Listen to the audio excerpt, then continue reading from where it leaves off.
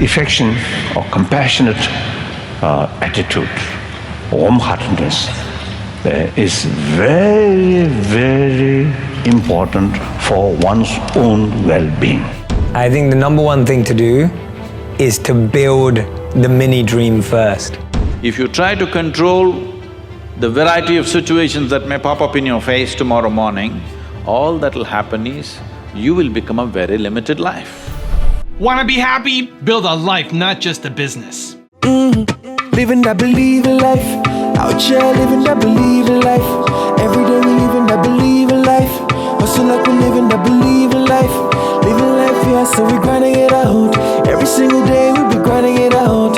Hustle like we living that believing life, oh, that believing life, oh. Hey, it's Evan Carmichael, and this channel was created to help you overcome the #1 challenge that is holding you back, a lack of belief in yourself. You watch these videos because you know there's something more inside you too. You've got Michael Jordan level talent at something. So today, let's live your best believe life and learn 5 life-changing pieces of advice from monks and gurus. Okay, let's kick it off with lesson number 1. Have compassion with the Dalai Lama. Affection or compassionate attitude, warm-heartedness is very, very important for one's own well-being, one's own happiness. So don't consider practice of compassion is something religious matter, or practice of compassion is something good for other, not necessarily to oneself. That's a totally mistake. So, since from childhood we already equipped this seed of compassion, we learned from mother and ourselves in order to become parent, the seed already there. Now that seed we must keep nurture whole our life. The biological factor compassion is limited, biased, and more depend on others' attitude. Now that as a seed, then using reasons, awareness, that seed, compassion, can further develop unbiased compassion.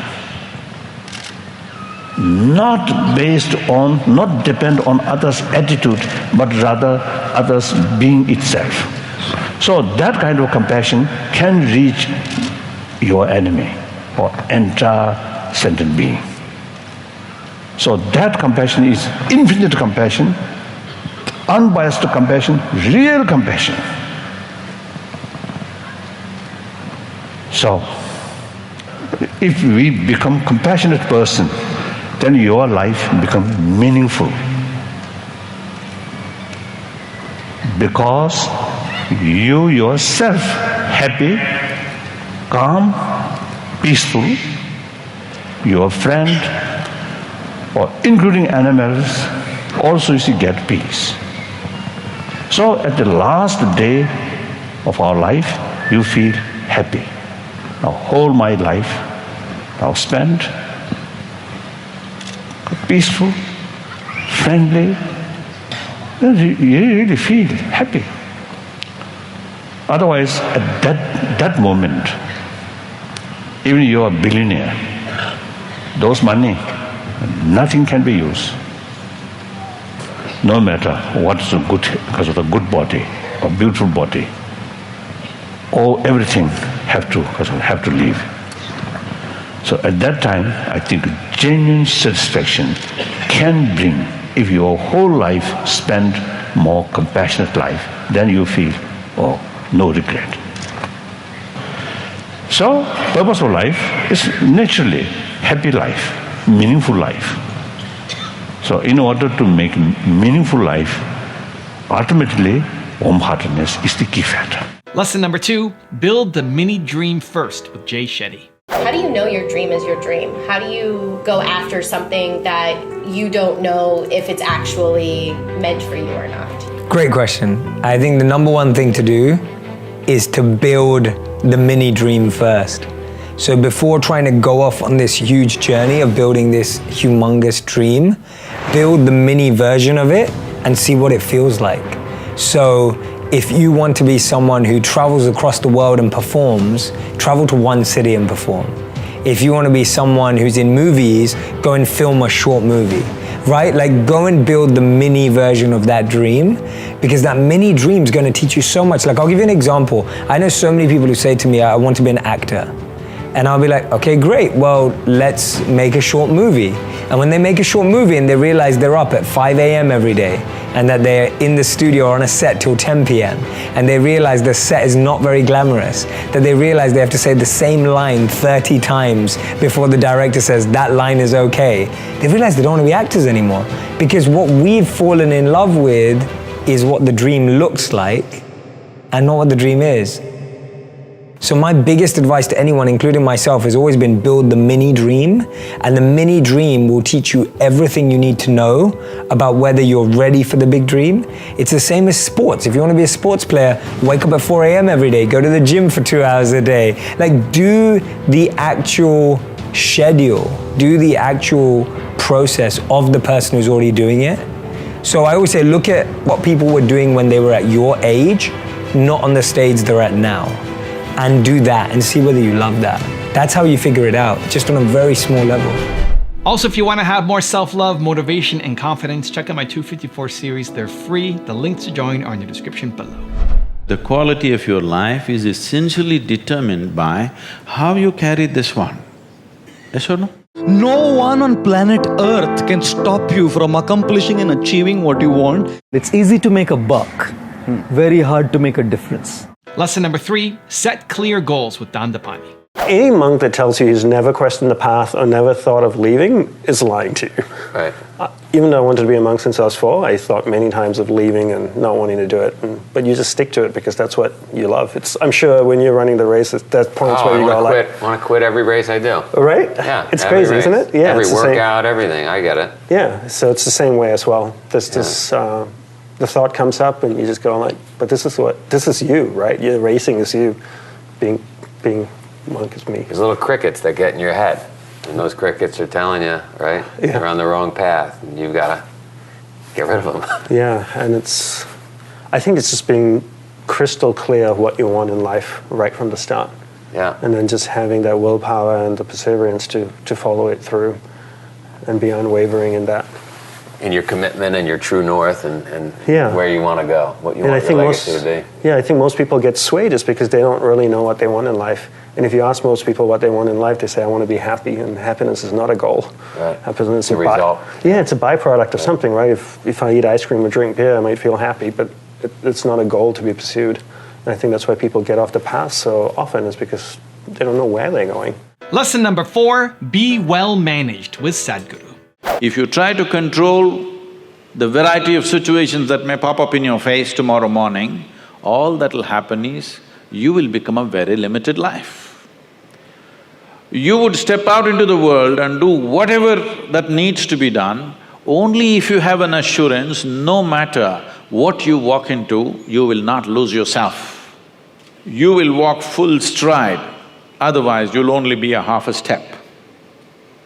Most human beings are half steps because the fear of suffering. If this happens, what'll happen to me? If that happens, what'll happen to me? If you're well managed within yourself, you know how to manage your thought, you know how to manage your emotion, you know how to manage your body, your chemistry, your energy. If you know how to manage all this, what does it matter if you walk into hell, I'm asking? If you are well managed, if you are a heaven within you, what does it matter where you go? Hell also will be an interesting place to go. But if you are ill-managed, then you want to be in a nice place all the time. You will not step out into anything.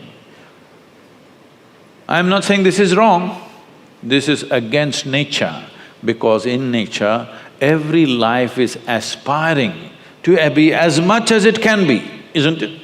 Every life is naturally aspiring. This is not a philosophy, this is not an ideology that you must do this or that. It is natural and intrinsic for every life that it will do as much as it can.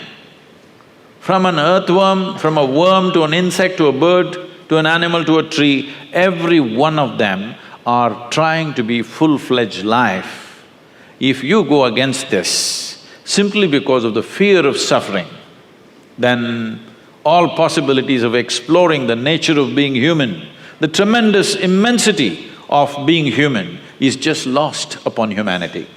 Today, you will see this everywhere. When people say, I am only human, they are talking about the limitations of being human. They are not talking about the possibilities of being human, isn't it?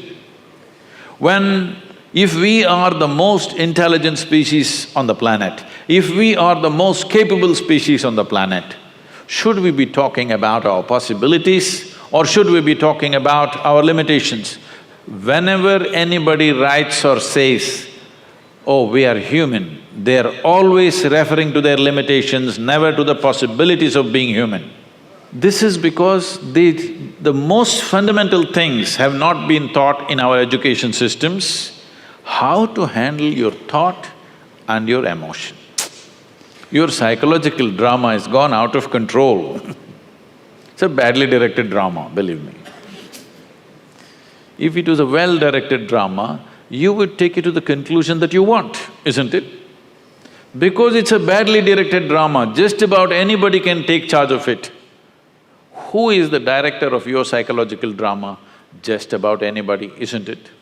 Anybody can make it into a tragedy. And lesson number 5, the last one for a very special bonus clip, is walk your own path with Guru Gopal Das. There were 5 men who got lost in a vast forest and were trying to find their way out. The first man said, I'm going to follow my intuition and go to the left. The second man said, I'm going to go right. I have a strong feeling that that's the way out. The third man said, well, I'm going to walk back on the same path that we took to reach here. I think that would be the safest. The fourth man said, I think we are absolutely on the right track already, and so I'm going to keep walking straight. After the 4 men took to the left, the right, back and straight respectively, the 5th man said, well, I don't know what to do. I think I'm just going to climb up this tall tree and get a better view around before I make up my mind. From the top of the tree, the 5th man could now see what was the shortest way to the village. Isn't it a fact that when you rise above a situation and see the larger picture, your decision seems to be the most sound? Well, yes indeed. But there's a slight twist to the story. The 5th man thought that the others should not have chosen the paths they did, and that he was right and they were wrong. And from one point of view, he was right. But from another perspective, I'm not too sure. Each man had chosen his own path and gained a different experience. It's not just about right or wrong, but about gaining your own experience and finding your own path. The man who went left found a long path, but at the end, well, it led him to the town. The man who went right had to fight a pack of wolves, but then he learned how to survive in the forest. The man who went backwards met another team of hikers, and guess what? He made new friends. The man who went straight found a farm and was hosted by the family for a couple of days before leaving for the village. And of course, the man on the tree found the shortest path. The journey enriched each one of them in their own unique way. Every decision offers us new experiences, which in turn adds to our maturity and wisdom, ultimately leading to our own growth. Isn't it said that life is like an exam?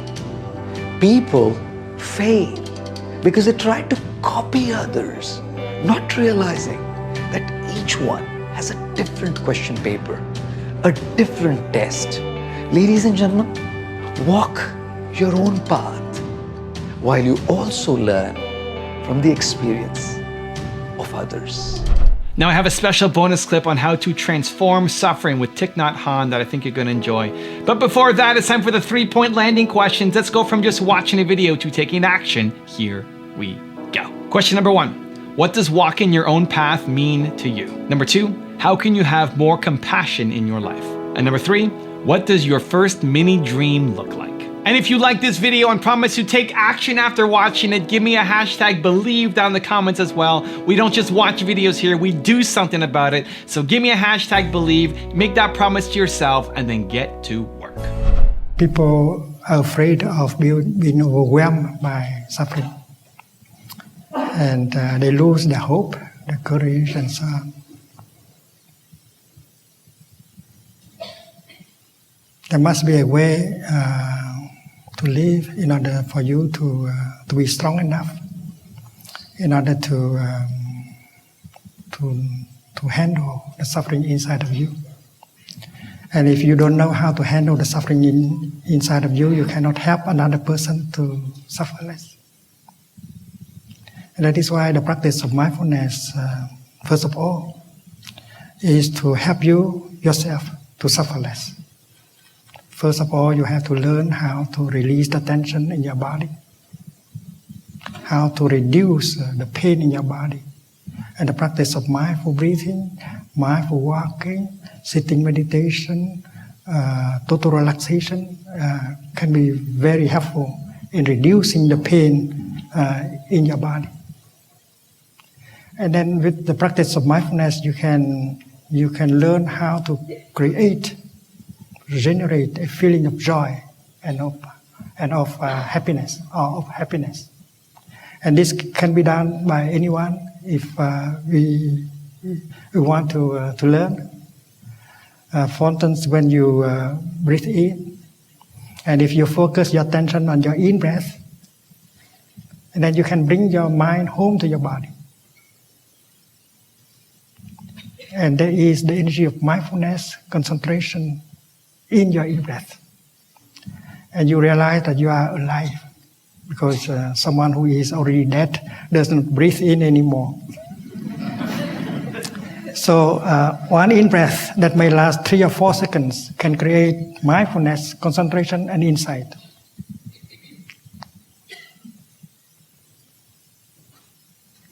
And when the body and the mind are together, you are established in the present moment, in the here and the now. And you can get in touch with the wonders of life that are available in the here and the now. And with that kind of mindfulness and concentration, you realize that you are lucky enough, luckier than many people. You have enough conditions to be happy right now, right here, and you don't have to run into the future to look for happiness. And that happens after 3 or 4 seconds of practice of mindful breathing. You get the insight that there are conditions of happiness that are available in the here and the now. You are very lucky, you are alive. Insight can happen just after a few seconds of practice. And the fact that you can recognize and embrace your pain can bring you a relief, because the pain is a kind of energy and mindfulness is another kind of energy. This energy, embracing the other energy, will produce a kind of change, like a mother holding her baby. The baby suffers. The mother does not know yet what is the cause of the suffering of the baby.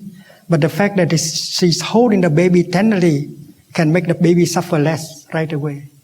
Because there is the energy of tenderness from the mother penetrating into the body of the baby that brings a relief. And if she continues with mindful holding, and she will find out the cause that makes the baby suffer. And then she can change the situation.